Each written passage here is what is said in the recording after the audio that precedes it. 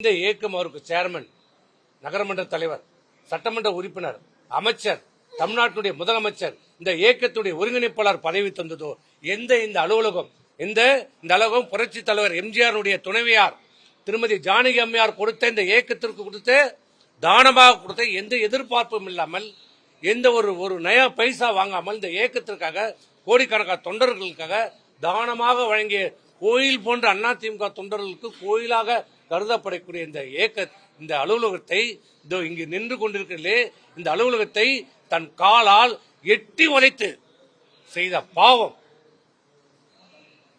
அதனால் கட்சியினுடைய பொதுக்குழு இதற்கு மேல் இவருடைய துரோகத்தை சகித்துக் கொள்ள முடியாது.